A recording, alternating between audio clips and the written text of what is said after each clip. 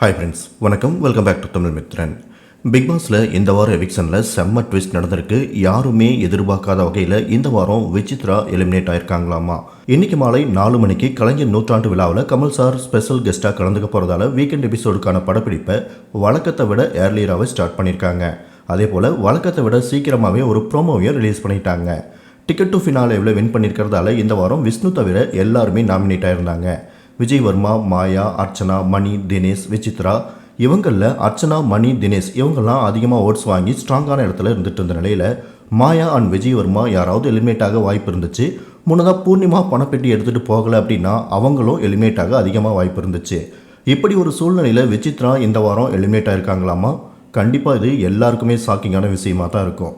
நேற்று இரவு வரைக்கும் மாயா தான் எலிமினேட் ஆயிருக்காங்க அப்படின்னு நியூஸ்லாம் ஸ்ப்ரெட் ஆகிட்டு இருந்தது. ஆனால் தற்போது விசித்ரா தான் எலிமினேட் ஆயிருக்காங்க அப்படின்னு சொல்லிட்டு இருக்காங்க. அதே நேரம் ரச்சிதா மகாலட்சுமி ஒரு போஸ்ட் போட்டிருக்காங்க. அப்போது என்றைக்கும் எப்பயும் தீமை தான் வெல்லுமா, God bless you everyone அப்படின்னு சொல்லியிருக்காங்க. கடைசியாக ஹாட் சீட்டில் விசித்ரா, மாயா, விஜய் வர்மா 3 பேரும் தான் இருந்திருக்காங்க. இதில் மாயாவை சேவ் பண்ணியிருக்காங்க. விசித்ரா எலிமினேட் ஆயிருக்காங்களாமா.